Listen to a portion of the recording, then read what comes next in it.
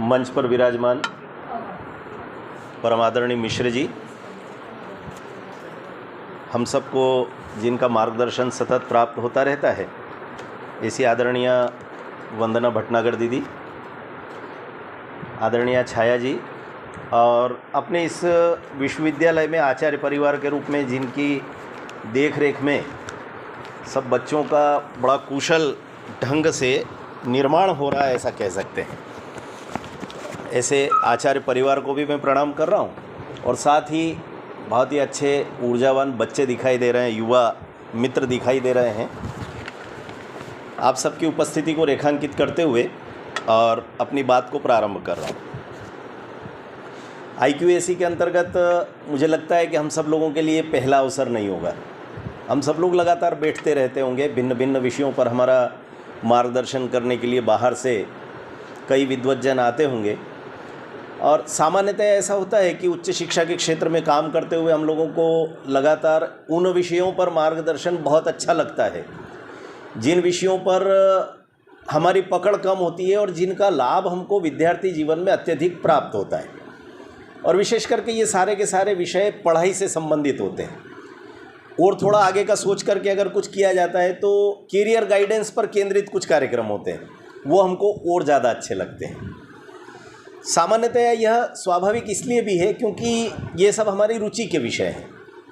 पढ़ाई करना, पढ़ाई में अच्छे अंक प्राप्त करना, और उसके बाद जीवन में जब हम वृत्ति के रूप में किसी व्यवसाय को प्राप्त करना चाहते हैं, कोई नौकरी करना चाहते हैं, तो उस दिशा में मार्गदर्शन मिलता है तो हमको ऐसा लगता है कि ये हमारे जीवन में बहुत काम का है। जब छाया दीदी का फ़ोन आया और उन्होंने कहा कि बच्चों के साथ कुछ संवाद स्थापित करना है और विषय को लेकर के बातचीत हो रही थी, तो मैंने अनायास मेरे मुंह से एक विषय निकला। इससे पहले मेरी कोई मानसिक तैयारी थी ऐसा भी नहीं, और न मैंने, भले ही मेरे परिचय में कहा होगा कि मैं 2000 व्याख्यान दे चुका हूँ, लेकिन इस विषय पर नहीं दिया था। ये विषय मेरे लिए भी एकदम प्रथम बार का था और नया था, लेकिन अनायास मुंह से निकला कि सार्थक जीवन ही सफल जीवन है। तो दीदी ने कहा विषय बहुत अच्छा है, इस विषय पर बच्चों से बात होना चाहिए। अब आप लोगों के पास जब ये विषय आया होगा सार्थक जीवन, तो एकदम लगा होगा कि साहित्य का आदमी है और साहित्य का शब्द है। सार्थक शब्द यानी अर्थवान जीवन, जिसका कोई अर्थ है, जिसका कोई सेंस है, जिसका कोई मीनिंग है। अंग्रेजी के शब्द जानबूझ के प्रयोग कर रहा हूँ, कम करता हूँ लेकिन जानबूझ कर रहा हूँ क्योंकि नई पीढ़ी से संवाद करना है। अब सार्थक जीवन का अर्थ क्या हुआ, और यदि सार्थक जीवन की बात कर रहे हैं तो सफल जीवन के हाशिए पर डालेंगे क्या? हम सफल जीवन की बात क्यों नहीं कर रहे हैं? मैंने आज आपके यहाँ का निमंत्रण पत्र जब सोशल मीडिया पर शेयर किया तो मैंने उसमें ऊपर लिखा था कि इस देश की नई पीढ़ी के साथ मुझे बातचीत करना है, और मैं बातचीत इस विषय पर करना चाहता हूँ कि सफल जीवन सार्थक हो न हो, सार्थक जीवन सदैव सफल होता है। इस एक वाक्य के साथ मैंने आपकी सूचना को शेयर किया। अब आप कहेंगे कि ये और कौन सी पहेली उलझा दी मैंने। सफल जीवन सार्थक हो न हो, आपकी पीढ़ी के बच्चों ने सामान्यतया एक शब्द अक्सर प्रयोग किया है और आप लोग अक्सर बोलते बोलते बातचीत में कहते भी हो, जॉब सेटिस्फेक्शन। जॉब सेटिस्फेक्शन क्या होता है? हम लोग अपने जीवन में प्रयास करते हैं कुछ ना कुछ काम करें, और काम करने के लिए आपकी युवा पीढ़ी सोचना कहाँ से शुरू करती है? अच्छी पढ़ाई करना है, ये सब करना है, ये तो प्राथमिक शर्त है।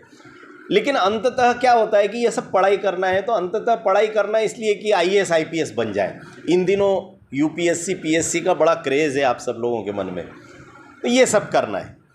वो नहीं हो पाया तो कोई बात नहीं, वो नहीं हुआ तो ऐसा करेंगे कि थोड़ा सा प्रशासनिक सेवा में जिला रोजगार अधिकारी हो जाएंगे, तहसीलदार बन जाएंगे। वह भी नहीं हो पाया तो का कोई बात नहीं, PhD करेंगे, डिलीट करेंगे, प्रोफेसर हो जाएंगे। अच्छा, अगर वह नहीं हो पाया तो अरे भैया तो कहीं सरकारी नौकरी मिलेगी तो प्राइवेट स्कूल में या प्राइमरी स्कूल में कहीं टीचर ही बन जाएंगे। अच्छा, वो नहीं हो पाया तो देखेंगे फिर कहीं दुकान खोल लेंगे, किराने की दुकान खोल लेंगे। अगर वह नहीं हो पाया तो ये जो लगातार इन सारे संघर्षों से आप बाहर आते हैं, मालूम पड़ा कि जीवन के इन सारे संघर्षों में हम जो चाह रहे थे वो जीवन में कभी हो ही नहीं पाया। आपको आश्चर्य होगा, अमेरिका की ऑक्सफोर्ड यूनिवर्सिटी ने एक सर्वेक्षण किया, और वो सर्वेक्षण केवल अमेरिका का था ऐसा नहीं है, संपूर्ण विश्व का था। और आप सबको लोगों को ये जानकर आश्चर्य हो सकता है कि उस सर्वेक्षण का निष्कर्ष ये था कि संपूर्ण दुनिया के लगभग 80 से 85% लोगों ने अपने जीवन में जो सोचा था वो उनको प्राप्त नहीं हुआ, वो किसी और ही दिशा में निकल गए। अब ये क्यों हुआ? ये बड़ी सहज प्रक्रिया है, इससे निराश होने की आवश्यकता भी नहीं है। वास्तव में हम जो सोचते हैं वह सब वैसा का वैसा अगर हो जाएगा तो हम सब ईश्वरीय सत्ता के प्रति श्रद्धावान क्यों होंगे? आखिरकार हमारा प्रारब्ध भी कोई चीज़ होता है, भाग्य में भी कुछ लिखा हुआ है, कुछ हमारे परिश्रम का रोल रहेगा। कई बार हम लोग बड़े प्रैक्टिकल होकर के कहते हैं मेहनत से ही सब कुछ होता है, भाग्य से कुछ नहीं होता, लेकिन मुझे लगता है कि ऐसा वास्तविकता नहीं है। अगर मेहनत से ही सब कुछ हो सकता तो आप बताइए कि कम मेहनत कर रहे हैं क्या? एक एक कोचिंग क्लास में 5-5 हज़ार बच्चे यूपीएससी की तैयारी करते हैं, उसमें से सिलेक्शन रेट कितना है? तो 3 बच्चों के फ़ोटो टांग करके 10-10 साल तक होर्डिंग बनवाते रहते हैं कि नहीं कोचिंग वाले? तो जिन कोचिंग क्लास से कोई बोले क्या कुछ? अच्छा, हाँ, अच्छा तो जिन कोचिंग क्लास के पास 10-10 साल तक 3 बच्चों के फ़ोटो है, और मैं तो कई बार बड़ी कठोरता से एक बात और कहता हूँ कि ये जो कोचिंग क्लासेस आपको यूपीएससी और पीएससी में सिलेक्ट करवाने का दावा करती है, इनको चलाने वाले वो लोग हैं जो इन्हीं परीक्षाओं में असफल रहे हैं। वो आपको ट्रेनिंग दे रहे हैं। किस चीज़ की ट्रेनिंग दे रहे हैं? सफल होने की ट्रेनिंग दे रहे हैं। तो ये सारा जो प्रपंच है, इस प्रपंच के बीच में बात करना कि सार्थक जीवन क्या है। क्या एक किराने की दुकान चलाने वाला व्यक्ति आजीवन अपने परिवार को पालता पोसता है, वो विवाह भी करता है, माता पिता बनता है, दादा दादी बन जाते हैं, आगे चल कर के वो पूरा एक समृद्ध परिवार, समृद्ध जीवन जी कर के और अंततः मृत्यु को प्राप्त होते हैं, क्या उनका सार्थक जीवन नहीं है? क्या एक आईएएस आखिरकार इसके अतिरिक्त और क्या करता है? वो भी तो विवाह करता है, उसके भी बच्चे पैदा होते हैं, वो भी दादा दादी की भूमिका में आता है और अंततः मर जाता है। तो इन दोनों में क्या अंतर है? अंतर केवल इतना सा होता है कि एक व्यक्ति अपने जीवन काल का उपयोग सार्वजनिक जीवन में कितना करता है। आप हमारे यहाँ पे मालवा के कितने लोग होंगे मुझे पता नहीं, लेकिन एक एकल खोरा शब्द चलता है मालवा में, निमाड़ में। एकल खोरा क्या होता है? वो अपने में ही जीने वाला व्यक्ति है, अपने सुख के लिए जीने वाला व्यक्ति है, उसको दुनिया से कोई लेना देना नहीं। देश जाए भाड़ में, समाज जाए भाड़ में, मेरी तिजोरी भरती रहे। ये सार्थक जीवन है क्या? इसलिए बातचीत करना थी कि सफल जीवन जो होता है वो सदैव सार्थक नहीं होता है, लेकिन सार्थक जीवन भारत में कम से कम जितने भी हैं वो सबके सब सफलतम माने जाते हैं। उन्होंने एक्सट्रीम अवस्था को, उदात्त अवस्था को प्राप्त किया सफलता की। कई बार मैं आप जैसे युवा मित्रों से जब बातचीत करता हूं तो पूछता हूं कि भाई आपके जीवन का लक्ष्य क्या है। आप जैसे भैया भी होते हैं, बहनें भी होती हैं सब, तो अगर बैचलर बहनें हो एक जगह तो बड़ा मज़ा आया, कुछ थोड़ी सी वाचाल और मुखर बेटियां होती है ना, तो वो हंसी मजाक में कुछ उत्तर बड़े मज़ेदार देते हैं। भैया जीवन में क्या करना है? तो बोले प्रेमिका बनेंगे या पत्नी बनेंगे और माँ बनेंगे, शादी करेंगे। तो जीवन का उद्देश्य केवल वहाँ तक सीमित था। ठीक है, ये कर लीजिए, लेकिन हम इस बात पर भले ही हंस लें, लेकिन आपको एक लिटमस टेस्ट देता हूँ। इस लिटमस टेस्ट से अपने आप को गुजारना, और केवल बच्चे नहीं, हम बड़ों के लिए भी वो लिटमस टेस्ट है। इसको मैं कहता हूँ 5 क्यों प्रश्न की परीक्षा। प्रश्न केवल एक ही है, क्यों। मैं पूछना शुरू करता हूँ हमारे पास, और ये एक वास्तविक प्रसंग है। बहुत बड़े चिंतक विचारक हुए होवे शेषाद्री जी, उनके जीवन का वास्तविक प्रसंग है। वो कहते थे कि मैं ट्रेन में, बसों में अक्सर जब युवाओं के साथ बैठता हूँ तो मैं 5 क्यों प्रश्न से उनका टेस्ट करता हूँ। बेटा क्या कर रहे हो? पढ़ाई कर रहे हैं। क्यों कर रहे हो? पहला क्यों। अरे आपको नहीं पता पढ़ाई क्यों करते हैं? बहुत अच्छी नौकरी करना है, खूब बड़ा व्यवसाय करना है। अच्छा, बहुत अच्छी नौकरी और बहुत बड़ा व्यवसाय क्यों करना है? दूसरा क्यों। तो कहते हैं साहब ये कोई बात हुई पूछने की, ढेर सारा पैसा कमाना है। अच्छा, ढेर सारा पैसा क्यों कमाना है? तीसरा क्यों। अब वो परेशान हो जाता है, कहा ढेर सारा पैसा काहे के लिए कमाया जाता है? भाई 25,000 का लैपटॉप खरीदूंगा, 50,000 का मोबाइल भी खरीद सकता हूँ। आजकल तो आईफोन आने लगे हैं बड़ी बड़ी कीमत के। एक बंगला बनाऊंगा, शादी करूंगा, ये करूंगा, बढ़िया लग्जरी BMW कार में घूमूंगा। अच्छा, इन सब को कुल मिला करके वो एक शब्द में कहता है साहब ऐश करना है जीवन में, इसलिए पैसा कमाना है। फिर चौथा क्यों पूछते हैं वो, ऐश क्यों करना है। कुछ नहीं। आप कभी अपने आप से पूछ के कर देखना, जीवन का उद्देश्य नहीं है श्रांत भवन में टिक रहना, किंतु पहुंचना उस मंजिल तक जिसके आगे राह नहीं। बहुत पढ़ लिया हमने, हिंदी की कविता है, बड़े भारी रचनाकार ने लिखा है, लेकिन ऐसी मंजिल है कौन सी?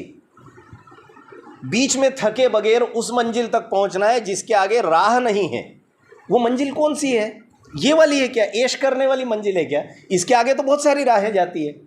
BMW खरीद लोगे तो हेलीकॉप्टर की प्यास लगेगी, हेलीकॉप्टर खरीद लिया तो एक चार्टर प्लेन खरीदने की भूख जाग जाएगी, और वो सब कर लिया तो किस्से कहानियाँ हमने बहुत पढ़े हैं बच्चों। उस राजा की कहानी भी हमने पढ़ी है जिसने भगवान से मांग लिया था जिस चीज़ को छूऊंगा सोना बन जाए। अंत क्या हुआ? उसकी अपनी संतति सोने की हो गई, सिर पटक पटक करके उस सोने की मूर्ति से मर गया वो राजा। यही तो अंत हुआ उसका।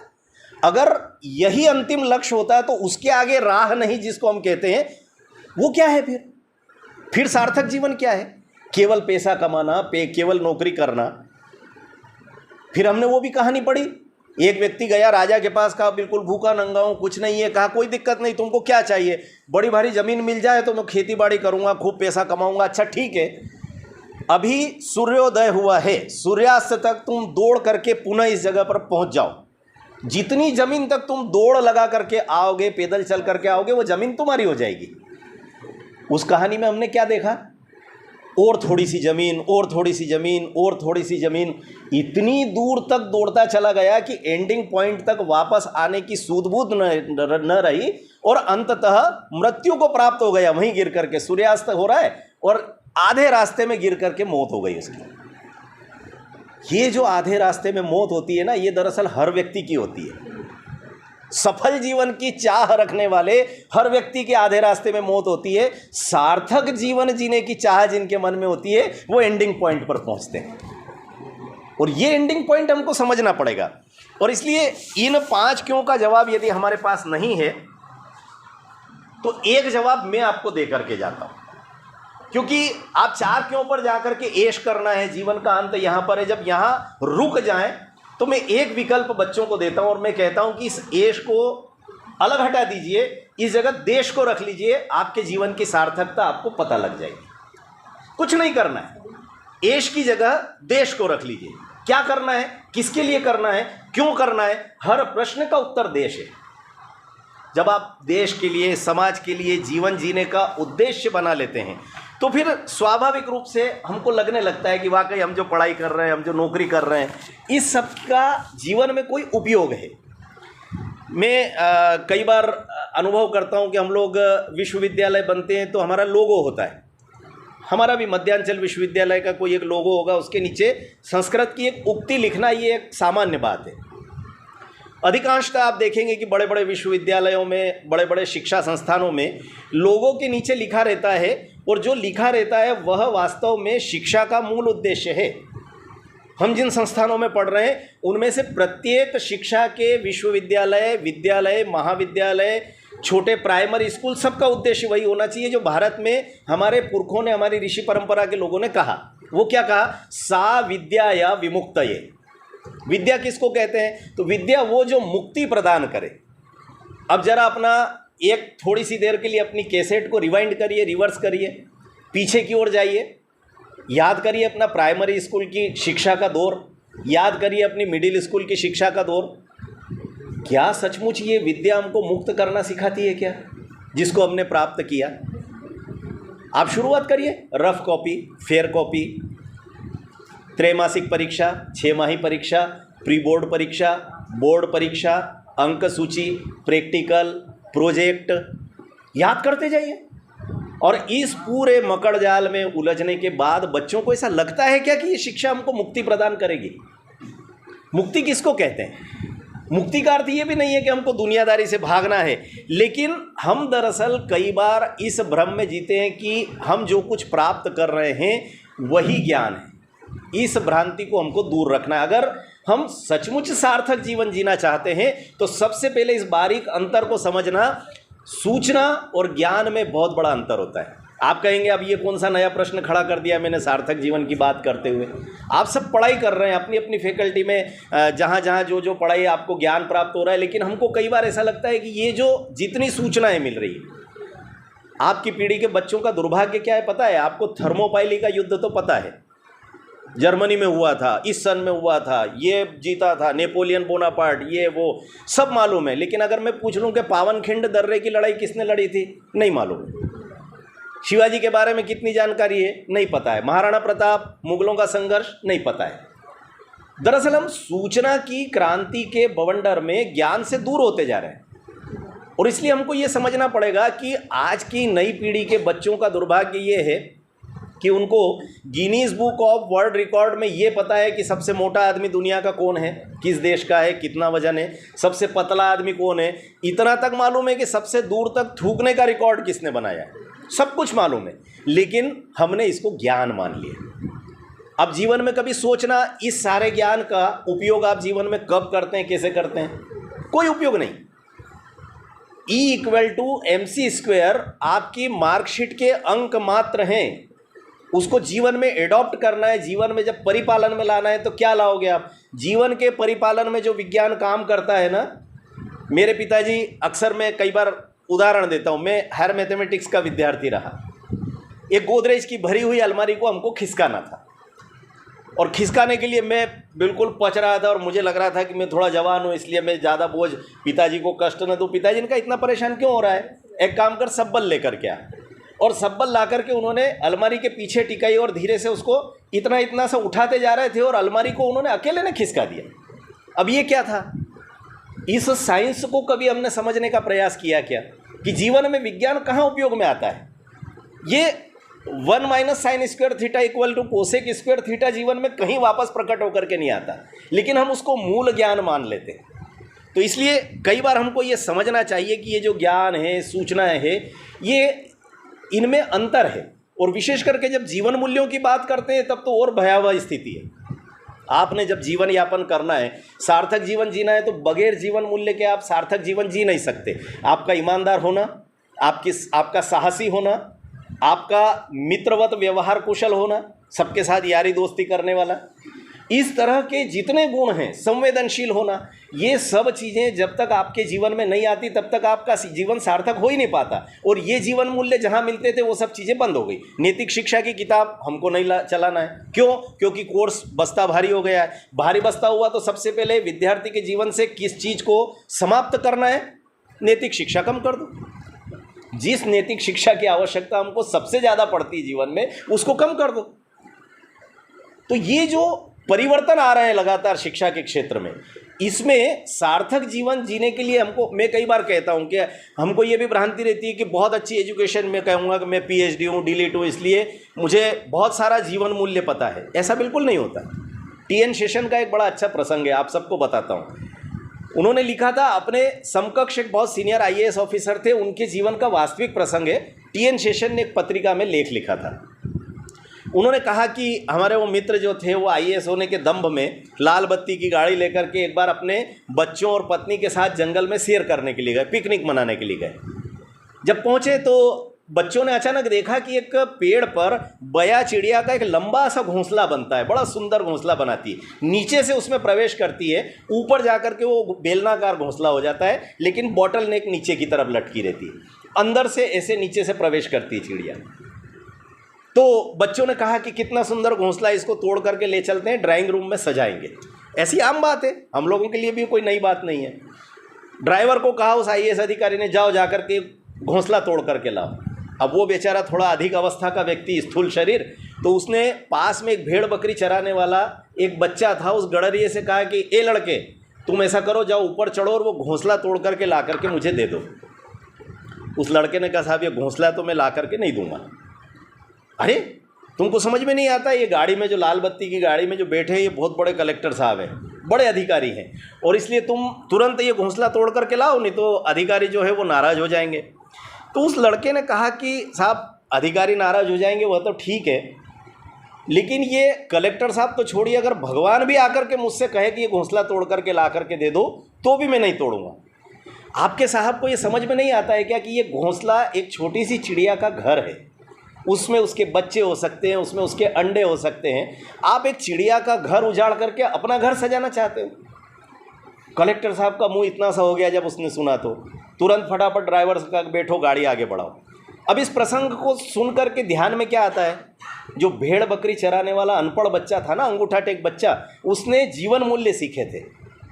यूपीएससी पास करके जीवन मूल्य नहीं सीखे जाते।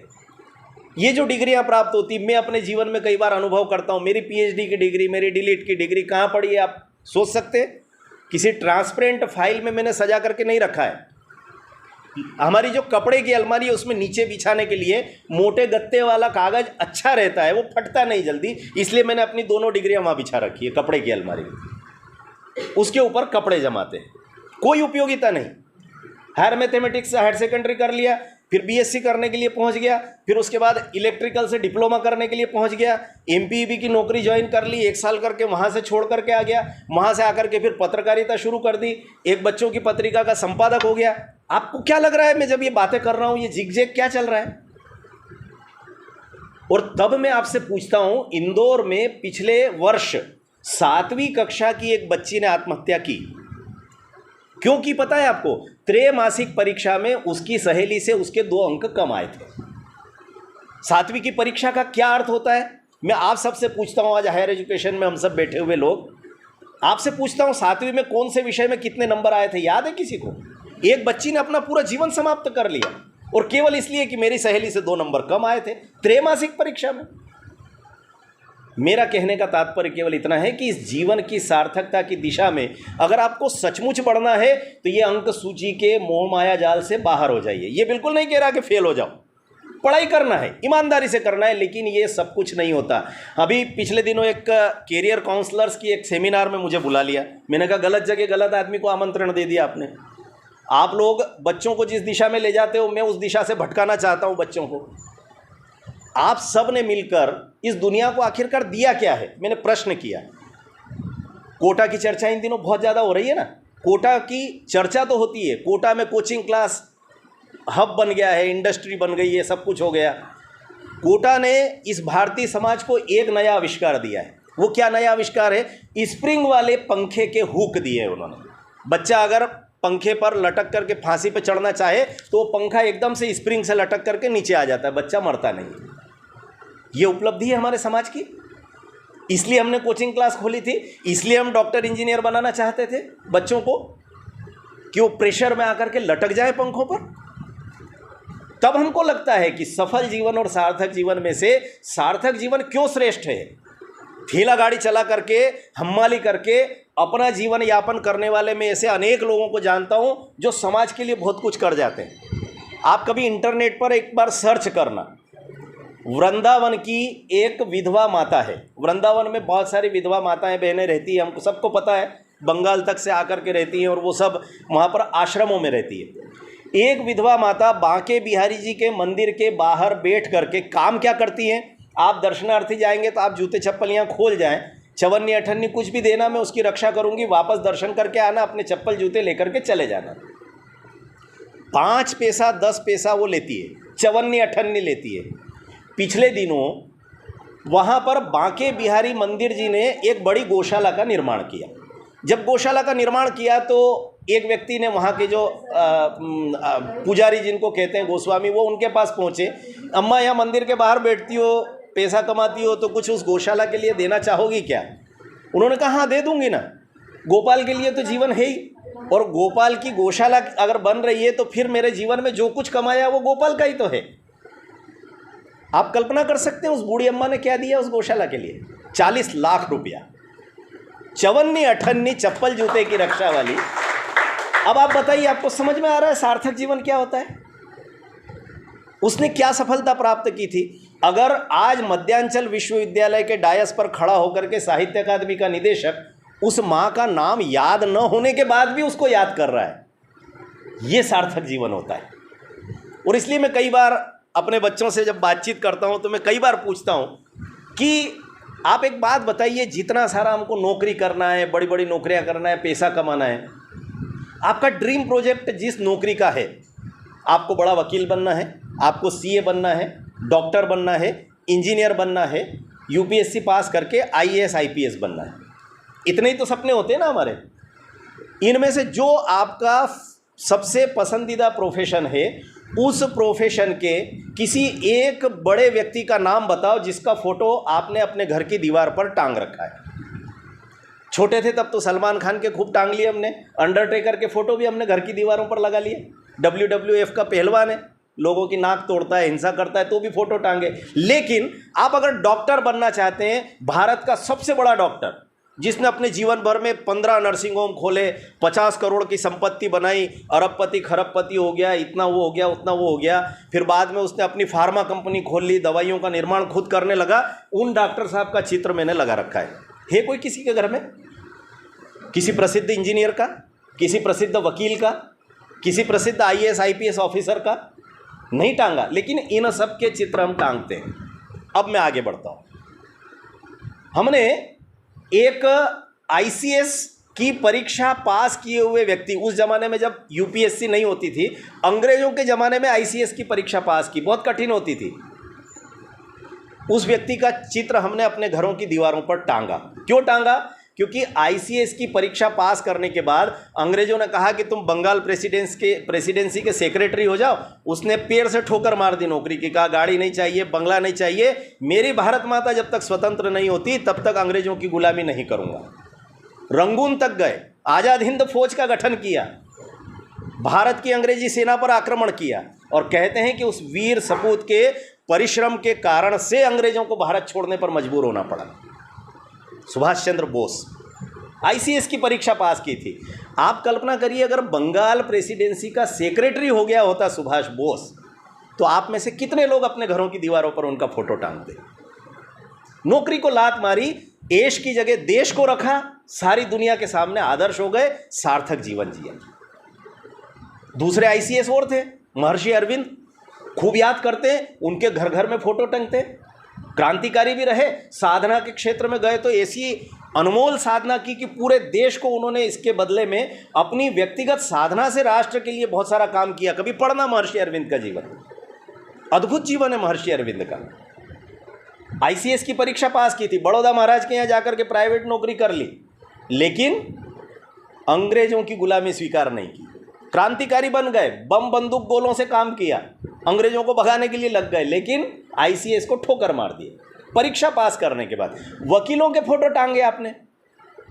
एक बैरिस्टर साहब तो लंदन तक गए थे पढ़ाई करने के लिए, और केवल इतना ही नहीं, दुनिया का इकलौता प्रसंग है जिसमें वकील साहब ने गोल्ड मेडलिस्ट होते हुए सर्वोच्च अंक प्राप्त किए, लेकिन यूनिवर्सिटी ब्रिटेन की, वो कहती थी अगर इस व्यक्ति को वकालत की डिग्री, वंदना दीदी के पिताजी बहुत अच्छे अधिवक्ता रहे हैं, उनको प्रणाम करते हुए ये उल्लेख कर रहा हूँ, तो लंदन के उन वकील साहब को यूनिवर्सिटी ने डिग्री देने से मना कर दिया। क्यों? ब्रिटेन को यह डर था कि जिस दिन ये लॉ की डिग्री लेकर के भारत वापस लौटेगा, उस दिन अंग्रेजों को कानून के बल पर लात मार करके वहां से भगा देगा। नाम था वीर विनायक दामोदर सावरकर, 2 आजन्म कारावास जिनको दिया था अंग्रेजों ने। एक और वकील का फोटो टांगते हैं। उस वकील ने काला कोट नहीं पहना, एक धोती नीचे बांधता था, वही ऊपर टांगता था, एक लाठी हाथ में, एनक आंखों पर हाथों में लाठी एक संभाली है, सारे तन पर एक लंगोटी, वह भी खादी वाली है। नाम बताने की जरूरत है क्या? मोहनदास करमचंद गांधी, फोटो टांगे हमने घर में। अगर वकील होकर के ये लोग काम करते तो क्या करते? सफल जीवन जीते, लेकिन सार्थक जीवन जिया। और इसलिए कई बार मैं इस बात को अनुभव करता हूं कि ये जितने लोग थे, अब MBBS डॉक्टर की, डॉक्टर हेडगेवार का चित्र कई घरों में टंगा रहता है। राष्ट्रीय स्वयंसेवक संघ की स्थापना की, आप लोगों का वैचारिक विरोध भी हो सकता है, कोई परेशानी की बात नहीं, लेकिन अंततः इस राष्ट्र के लिए कुछ करके गए ना। MBBS की परीक्षा पास की थी कलकत्ता मेडिकल कॉलेज से। अगर डॉक्टर हो जाते, नर्सिंग होम खोल लेते, तो फोटो टंगता क्या घरों में? आज केवल इसलिए टंगता है क्योंकि देश के लिए सब कुछ न्योछावर कर दिया, विवाह नहीं करूंगा, जीवन भर अविवाहित रहूंगा। एक अद्भुत परंपरा शुरू कर दी उन्होंने, राष्ट्रभक्तों की श्रृंखला की। तो कहने का तात्पर्य, जिस सार्थक जीवन की हम बात करते हैं, और देखो, एक भ्रम कभी भी जीवन में मत पालना, ये मत समझना कि ये सब तो महापुरुष है। और महापुरुष कौन होते हैं? आप जैसे युवा मित्रों के बीच जब जाता हूं तो कई बार प्रश्न करता हूं, महापुरुष कौन होते हैं? तो बच्चे तो कई बार अजीब प्रकार का उत्तर देते हैं। एक बच्चे ने कहा, जो मर जाते हैं वो महापुरुष होते हैं। जीते जी कोई महापुरुष नहीं हो सकता। ये भ्रांति भारत की नई पीढ़ी को हो गई है। और इसलिए मैं कई बार अनुभव करता हूं कि देखो भाई, ये जो हमारे यहाँ पर महापुरुषों की एक विराट मालिका है, ये केवल इसलिए, आप अल्लामा इकबाल का गीत गाते रहेंगे, सारे जहां से अच्छा हिंदुस्तान हमारा, आप कहेंगे ईरान मिस्र रोमा सब मिट गए, जहाँ से कुछ बात है कि हस्ती मिटती नहीं हमारी। अब ये कुछ बात क्या है, कभी विचार करते हैं क्या? कुछ बात है कि हस्ती मिटती नहीं हमारी, हम दुनिया से मिटे नहीं। क्यों नहीं मिटे भाई? ये कुछ बात दरअसल वो है जिसकी बात हम कर रहे हैं, सार्थक जीवन। ये सार्थक जीवन जीने वाले अगर भारत में नहीं होते ना, तो ये कुछ बात जन्हें कब की ख़त्म हो गई होती। लेकिन ये क्या ठेकेदारी प्रथा के अंतर्गत होता है क्या? कॉन्ट्रैक्ट बेसिस काम है क्या ये? क्या हमने महाराणा प्रताप, शिवाजी, सावरकर, डॉक्टर एडगेवार, गांधी जी, नेहरू जी, इनको ठेका दे दिया था क्या भैया देश की चिंता तुम करो, हम तो केवल पैकेज की बात करेंगे? आज के समय में भी आपकी पीढ़ी के बच्चे भी महापुरुष हैं, जीते जागते हमारे आसपास घूम रहे हैं। मैं कई बार बच्चों को विशेष करके उल्लेख करता हूँ, और ये उल्लेख करते समय ये बात जरूर कहता हूँ कि सफल जीवन और सार्थक जीवन के बीच में अगर लिटमस टेस्ट करना है तो उसका एकमात्र तरीका ये है कि आज हम सबको ये लगता होगा कि भाई उस ज़माने में तो गांधी जी और ये और वो और सब शहीद हो गए, भगत सिंह, सुखदेव, राजगुरु, तो उस समय ज़रूरत थी, देश के लिए मरने की आवश्यकता थी, तो देश के लिए मर गए, इसलिए शहीद हो गए। आज क्या करना है? आज तो देश आज़ाद है, अब तो हम अपने आप को बड़ा विकसित अनुभव कर रहे हैं, हमारा नेतृत्व तो बहुत अच्छा है, राष्ट्र लगातार विकास के पथ पर अग्रसर है, तो अब क्या ज़रूरत है? मैं कहता हूँ सार्थक जीवन का एकमात्र लिटमस टेस्ट ये है कि देश के लिए मरना नहीं, देश के लिए जीना सीखें। यदि हम देश के लिए जीना सीख जाएंगे तो आप तय मान करके चलिए कि आपका जीवन सार्थक जीवन है। और इसलिए आपको कई बार लगता है कि पुराने लोग मर गए, उनके उदाहरण दे करके मैं बात को कहूँगा तो शायद उतनी प्रभावकारी नहीं रहेगी, तो आपको कुछ छोटे छोटे उदाहरण बताता हूँ। जीते जागते महापुरुष, इनमें से एक भी नहीं मरा है, सब जीवित है। इंटरनेट की पीढ़ी है आपकी, मैं जानता हूँ गूगल गुरु की शरण में रहते हो, इन सबको सर्च करके देखना, सबके बारे में जानकारी मिलेगी। एक केरल के कल्याण सुंदरम हैं, उन्होंने अपनी पूरी जीवन भर की सरकारी नौकरी के वेतन की एक रुपया तो छोड़िए, चवन्नी भी अपने आप पर उपयोग नहीं की। रिटायर हो गए, सेवानिवृत्ति के बाद भी जो पेंशन मिलती है उसमें से भी एक चवन्नी उपयोग नहीं किया। आप कल्पना कर सकते हो ऐसा जीवन कोई जी सकता है क्या? सरकारी नौकरी करने के बाद व्यक्ति एक 5 पैसे का उपयोग नहीं, ट्यूशन करके, व्यक्तिगत ट्यूशन करके जितना पैसा अर्जित करते थे केवल वही अपनी दाल रोटी पर खर्च करते थे। कल्याण सुंदरम जी ने क्या किया? अपना पैसा बच्चों पर खर्च करते थे। बेटा तुम्हारे पास फीस का पैसा नहीं है, मैं जमा करता हूँ। उस स्कूल से 15 बच्चे शहर तक पढ़ने के लिए जाने में सक्षम नहीं है, एक बस खरीद करके उस गांव को दे दी। ड्राइवर का वेतन खुद वहन करते थे, डीजल का पैसा खुद वहन करते थे। अब ये कल्याण सुंदरम को हम क्यों याद कर रहे हैं? नौकरी तो करोड़ों लोगों ने की भाई इस देश में, सरकारी नौकरी। हम इसलिए याद कर रहे हैं क्योंकि अपने आप पर खर्च नहीं किया, समाज के लिए खर्च किया। एक और उदाहरण आपको मैं बताता हूँ, वो IIT का एक गोल्ड मेडलिस्ट है, बिहार का लड़का है। उसने क्या किया कि जब गोल्ड मेडल प्राप्त करके आया तो उसको लगा कि मेरे गांव के आसपास के किसान जो सब्जियां बोते हैं वो सब्जियां तो औने पौने दाम पर बिकती है, और मैं जब पटना जाता हूं तो पटना के मॉल में एयर टाइट प्लास्टिक की थैली में ताज़ी सब्जियां उससे लगभग 20 गुना दामों में बिक रही है। जो सब्जियां 10 रुपये किलो बिक रही है वहाँ 200 रुपये किलो में बिक रही है, और लोग शौक से खरीद रहे हैं। उसने केवल इतना किया, अपने गाँव के पास एक रेफ्रिजरेशन के लिए एक व्यवस्था बनाई, सब्जियां तोड़ करके लाओ, इसमें रेफ्रिजरेटर में रखो, बड़े बड़े होते हैं ना कोल्ड स्टोरेज जिनको कहते हैं, ऐसा एक कोल्ड स्टोरेज बनाया। मशीनें ला करके लगाई बाहर से, विदेश से आयातित मशीनें एयर टाइट पैकिंग करने की, और उसने कहा कि अब बाजार में मॉल जैसी ही क्वालिटी की सब्जियां उससे आधी कीमत में बिकेगी। देखते ही देखते बिहार में एक अद्भुत क्रांति हुई, और उस लड़के के गाँव के आसपास के लगभग 100 गाँव में क्रांति हो गई। 100 गांव के लोग स्वावलंबी हुए, उनकी सब्जी की कीमत अच्छी मिलने लगी। अब कोई कहे कि IIT का गोल्ड मेडलिस्ट और सब्जियां बेच रहा है, जी हाँ, यही सार्थक जीवन है। सफल जीवन तो तब होता है जब वो कहीं MD हो जाता किसी बड़ी कंपनी का, उसको बढ़िया 25 लाख का एक पैकेज मिलता और वो आराम से बीवी बच्चों में मस्त हो जाता। नहीं किया। एक और उदाहरण आपको बताता हूँ, एक ऐसा ही IIT का एक और गोल्ड मेडलिस्ट है, वो हैदराबाद का है। इनके नाम में जानबूझ करके नहीं बता रहा हूँ ताकि आप लोग सर्च करेंगे। बहुत जल्दी बात को ख़त्म करता हूँ कुछ छोटे छोटे उदाहरण दे करके। तो उसने क्या किया कि हैदराबाद में देखा कि रास्तों के आसपास विक्षिप्त लोग घूमते हैं, पागल लोग घूमते हैं। क्या करना चाहिए? तो ये जो पागल है ये कई बार असहज स्थितियाँ पैदा कर देते हैं, कपड़े नहीं पहनते, नंगे घूमते हैं, माताएं बहनें सड़कों पर निकलती है तो स्थितियाँ बड़ी असहज हो जाती है। तो उसने कहा कि मैं पूरे हैदराबाद शहर को इन विक्षिप्तों से मुक्त करूँगा। एक वैन उसने खरीदी, वैन में एक केश कर्तन करने वाले, बाल काटने वाले साथी को बैठाया साथ में, एक नर्सिंग का कोर्स किए हुए एक बहन थी उसको साथ में जोड़ा, एक डॉक्टर थे जिन्होंने मनोचिकित्सा में, क्लिनिकल साइकोलॉजी में काम किया था, जो उस प्रकार के विक्षिप्तों का गोली दवाई इंजेक्शन से इलाज कर सकते थे, उनको साथ लिया, एक कंपाउंडर को साथ लिया, एक 2-3 मित्रों की टीम ऐसी बनाई कि कई बार उत्तेजना में और इस तरह के विक्षिप्त वार कर सकते हैं तो पकड़ करके उनको नहलाना। फिर एक टीम को लगाया कि पुराने कपड़े इकट्ठे करो समाज से, इनको पहनाना है। आपको आश्चर्य होगा, उस एक लड़के के उस यज्ञ के कारण से हैदराबाद में 98% विक्षिप्त मुख्य धारा में आ गए समाज की। न केवल अच्छे हो गए, कहीं पर उनको नौकरियां दिलवाई, कहीं पर उनको व्यवसाय दिलवाया, कहीं काउंटर पर बैठ रहे हैं, कहीं टेलीफोन अटेंडर हो गए, बढ़िया काम करने लगे। अब आप कल्पना करिए, यह व्यक्ति अगर सार्थक जीवन जी सकता है तो क्या हम इस तरह के काम नहीं कर सकते क्या जीवन में?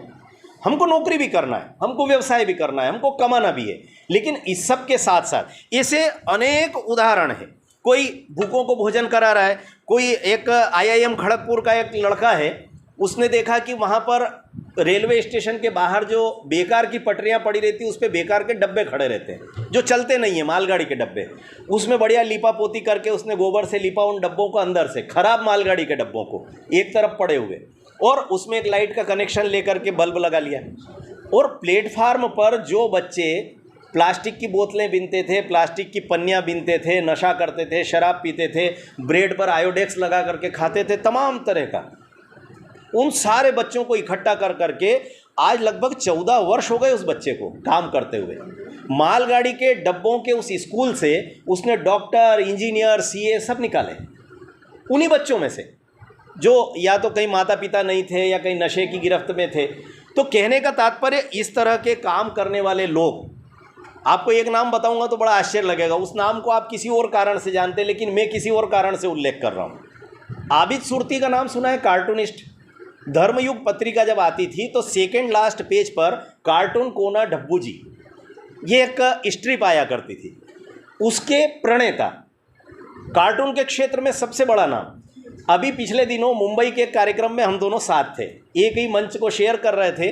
बाद में जब बैठे तो एक बड़ी मज़ेदार बातचीत हुई। मैंने कहा, दादा अब तो बहुत अवस्था हो गई, आप काफ़ी वृद्ध हो चुके हैं, तो अब जीवन यापन कैसा चल रहा है? उन्होंने कहा कि पैसा तो खूब कमा लिया, अब मैंने एक काम हाथ में लिया है।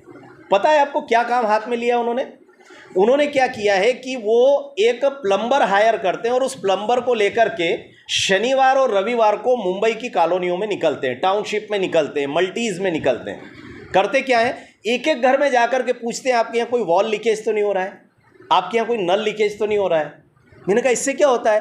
बोले बस वो कुछ वाइशर भर लगाना रहते हैं, वो प्लम्बर फटाफट खोलता है। मैं कहता हूँ नहीं, पैसा तो मैं दूंगा प्लम्बर को, वाइशर और ये और जो छोटी मोटी चीज़ें लगती है। केवल इसके कारण से उन्होंने टोटल करके बताया कि अभी UNO को जब मैंने अपना प्रोजेक्ट भेजा बना करके कि मैं पिछले 8-10 साल से इस काम को कर रहा हूँ, UNO के लोगों को आश्चर्य हुआ कि आपने करोड़ों गैलन पानी बचा लिया ये काम करते हुए। आप कल्पना कर सकते हैं, आबिद सुरती यदि 85 साल की उम्र में ये काम कर सकते हैं, अपना मूल काम छोड़ करके, कार्टूनिस्ट के रूप में तो पूरा जीवन खूब काम किया, लेकिन सफल जीवन के बाद उनका कहना था कि मुझे ऐसा लगा कि मैंने ज़िंदगी भर जो पैसा कमाया वो तो बेकार है, कोई काम का नहीं, अब बच्चे मेरे पास है नहीं, अकेला हूँ, अब मुझे बुढ़ापे में क्या करना है, मौत की तरफ बढ़ रहा हूँ, तो मैं सोचता हूँ कुछ अच्छा कर लूँ। 85 साल में जाकर के एक व्यक्ति जब अच्छा करने का सोचता है ना, तो फिर हम 18 साल की उम्र में, 25 साल की उम्र में क्यों नहीं सोचते? अभी हमारे सामने जीवन पड़ा हुआ है। और इसलिए मुझे ऐसा लगता है कि ये सारी बातें बहुत लंबी भी हो सकती है, बहुत सारी चर्चा करने की आवश्यकता नहीं, और इसलिए केवल एक अंतिम उदाहरण देकर के सार्थक जीवन कैसा होता है उसका एक अंतिम उदाहरण देकर के अपनी बात को समाप्त कर रहा हूँ। हम में से अनेक लोगों ने दिल्ली का, जैसे हमारा एक विश्वविद्यालय है, दिल्ली के एक विश्वविद्यालय में किसी नालायक ने नारा लगाया था, भारत तेरे टुकड़े होंगे इंशाअल्लाह। उस युवा को हम सब लोग जानते हैं, नाम पूछूंगा नहीं, आपको बताने की ज़रूरत नहीं, पवित्र वातावरण में ऐसे नाम नहीं लिए जाते, शिक्षा का मंदिर है ये। लेकिन उस नालायक का नाम हम क्यों जानते हैं पता है आपको? इसलिए जानते हैं क्योंकि अखबार के फ्रंट पेज पर तब से लेकर आज तक उसको 8-8 कलम की न्यूज़ मिल रही है, उसका फ़ोटो छपता है, राजनीति में प्रवेश कर लिया। उस व्यक्ति का नाम हमको पता है, लेकिन अब मैं जिस युवा की आपसे बातचीत करने जा रहा हूँ, आप हाथ खड़ा करके इस पूरे प्रसंग को सुनने के बाद अंत में पूरी श्रोता दीर्घा के विद्यार्थियों में से कोई मुझे बताना कि उस व्यक्ति को आप जानते हैं क्या, या आपको इससे पहले कितने लोगों को पता था कि ऐसा कुछ हुआ है। गुजरात का एक युवा पढ़ाई लिखाई करने के बाद माता पिता से कहा कि चूँकि मैंने प्रबंधन की शिक्षा ली है और प्रबंधन की शिक्षा में भी मैंने शेयर मार्केटिंग का खूब अच्छा ज्ञान प्राप्त कर लिया है, और इसलिए मैं एब्रॉड जा कर के अपनी एक कंपनी खोलना चाहता हूँ, बिजनेस करना चाहता हूँ। मैंने जितने शब्द कहे ये गुजरात के लिए कोई नए हैं क्या, पंजाब के लिए कोई नए हैं क्या? आमतौर पर लोग जाते हैं, हर युवा का यही सपना होता है। माता पिता ने कहा अरे बहुत अच्छी बात है, पैसा कमाने के लिए जा रहा है, जाओ। अमेरिका गया।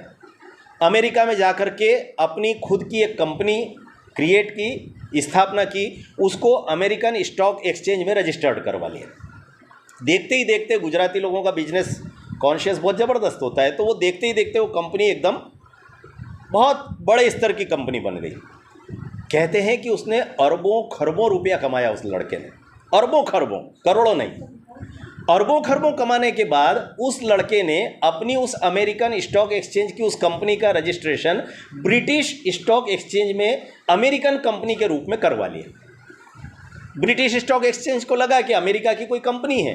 अब उसका एक अंग्रेज सीईओ ब्रिटिश स्टॉक एक्सचेंज के पास गया और उसने कहा कि आपके यहाँ की एक 1000 साल पुरानी कंपनी है जो कि लगभग समाप्त होने को है, उसके शेयर होल्डर्स की सूची मुझे चाहिए।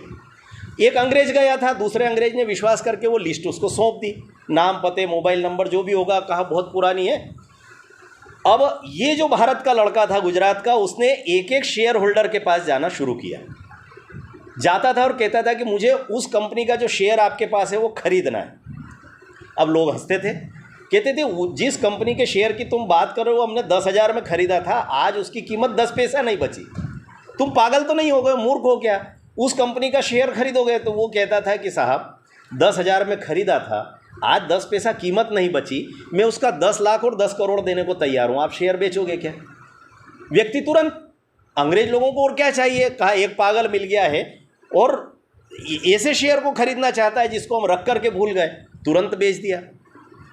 उस बच्चे की धुन इतनी थी कि वो इन शेयर होल्डर्स को ढूंढता ढूंढता पागल खानों तक गया।